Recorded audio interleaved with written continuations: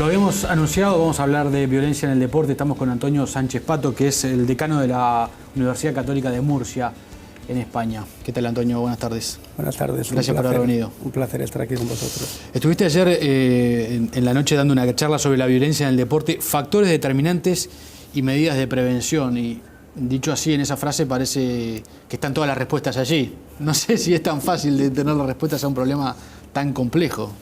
Es curioso porque el tema de la violencia en el deporte, que es un problema mundial, ¿no? Porque la violencia en el deporte se produce en todos los sitios donde el deporte tiene un desarrollo importante, y como el fútbol es el deporte más importante del mundo, pues lógicamente es donde aparece más este tipo de actos vandálicos, ¿no?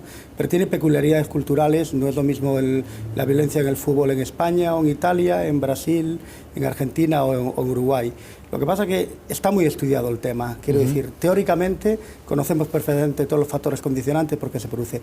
Lo que es difícil es ser capaces de afrontar con medidas adecuadas esa problemática. Bajarlo a la práctica, digamos.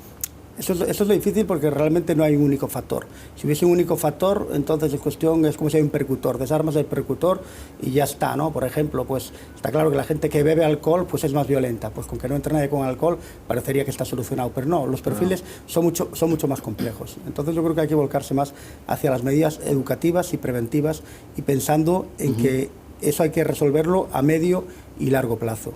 En Uruguay es un debate que está instalado ya desde hace mucho tiempo, donde se ha avanzado muy poco en las soluciones, pero además donde se tiende a mirar a algunos países de Europa como ejemplos de solución. Se habla mucho del caso de Inglaterra, se habla del caso de España. Entonces se me ocurre preguntarte, ¿en España no hay violencia en el deporte? ¿Es un problema solucionado? En España hay violencia en el deporte. Evidentemente el concepto de violencia en cada sociedad es cultural. Y lo que en algunos países, en algunas culturas, el umbral de violencia está muy alto, en otros sitios está muy bajo. Ahora mismo en España ocurrió hace poco tiempo un caso de un fallecimiento entre un hincha del Deportivo de La Coruña, un encuentro con el Atlético de Madrid, hace escasas fechas, que lo tiraron al río, falleció. No era tampoco una persona maravillosa este chico, pero la verdad es que lo mataron en un enfrentamiento entre bandas rivales. Pero eso es excepcional, es cierto, ¿no? Los fallecimientos en España, en Europa, en el fútbol, pero sí hay una violencia soterrada, sobre todo de tipo verbal, simbólico, racista. Eso es lo que se está atacando ahora mucho, ¿no? La Liga de Fútbol Profesional, con su presidente Javier Tebas, nosotros desde nuestra universidad tenemos un convenio de formación. De hecho, los títulos que impartimos aquí los hacemos con la Liga de Fútbol Profesional. Hay una tolerancia cero, ¿no? Y violencia, al fin y al cabo, también es el dopaje, es la explotación, es el tema de que los clubes no paguen Hacienda, es el tema de las apuestas ilegales. Entonces la cuestión es de que vayamos un poco bajando ese umbral, pero la sociedad tiene que ir siendo cada vez, digamos, más exigente hacia no tolerar conductas que a nosotros nos parecen a lo mejor más normales, ¿no? Da la impresión de que una persona va al campo de fútbol a exteriorizar todo eso malo que lleva, es donde está todo permitido, puedo gritarle al árbitro, como una especie de carnaval, ¿no? Y de alguna manera hay que dejar cada vez menos espacio para los violentos en el fútbol. De todas maneras, el problema es que si las personas viven unas situaciones de injusticia, de discriminación, problema de acceso a los recursos, esas personas, si no van a exteriorizar esa frustración al fútbol, lo harán en otros lugares. O sea, no resolveremos el problema. El problema es un problema social y cultural. Cuando hay desigualdades, porque no hay una clase media suficiente, hay núcleos de pobreza grandes y se manifiestan en las pasiones. Y el fútbol, lógicamente, es una pasión. En Uruguay, una de las discusiones que está instalada es quién debe hacerse cargo. Lo que dicen todos es que todo el mundo sabe quiénes son los violentos, que son muy pocos, que están identificados, que los tiene identificados la policía, los tiene identificados los clubes, porque sus dirigentes los conocen, pero nadie termina de resolver quién tiene que hacerse cargo. ¿Es el Estado? ¿Son los clubes? ¿Es un asunto de privados? ¿Cuál es tu visión? Yo creo que el Estado es responsable, evidentemente.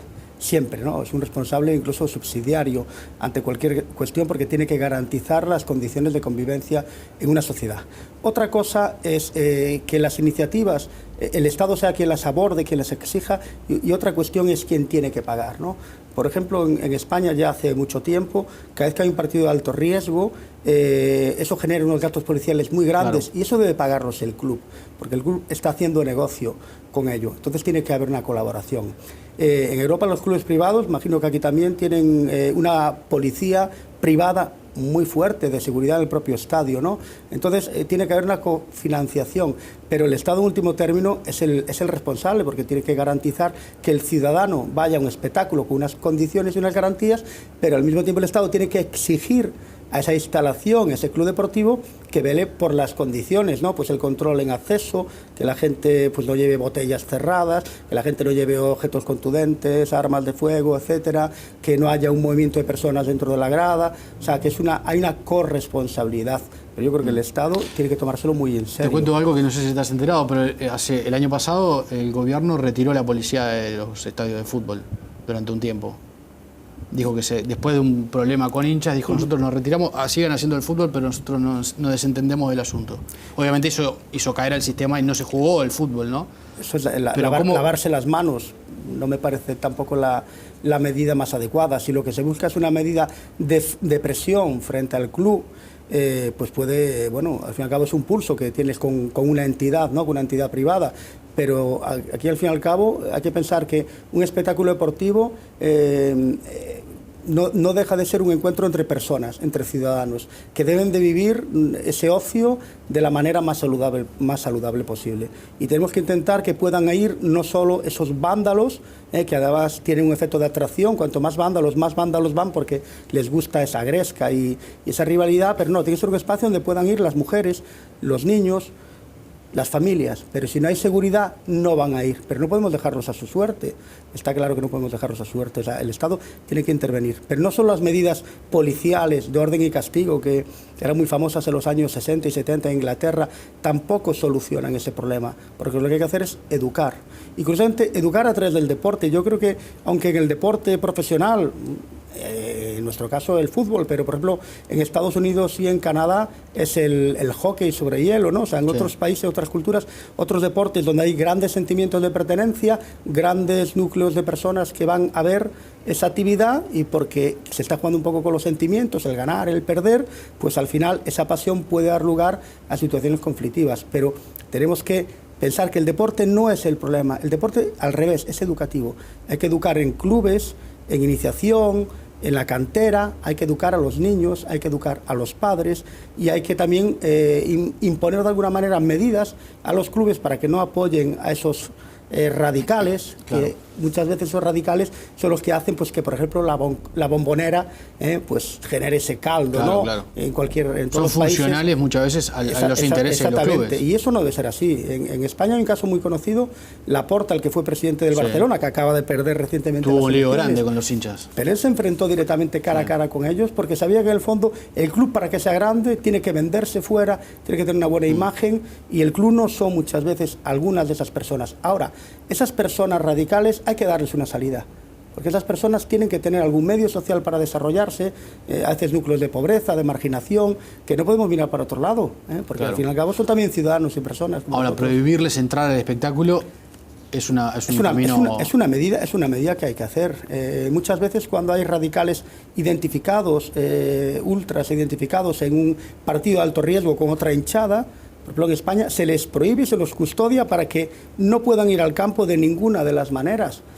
Eso es como una orden de alejamiento que hay en muchas otras órdenes de la violencia doméstica, etcétera. Sí, claro. No puedes acercarte, porque ahí lo que hacemos es evitar que el problema vaya a mayores, pero tampoco no estamos acabando con el problema, evidentemente, porque las medidas educativas, eso es lo que hay que invertir. El Estado tiene que invertir en educación por un lado, en concienciación, y por otro lado en legislar, hacer una legislación que sea más exigente, más dura y menos permisiva, lógicamente, para los radicales o los violentos, que son pocos al fin y al cabo. Claro.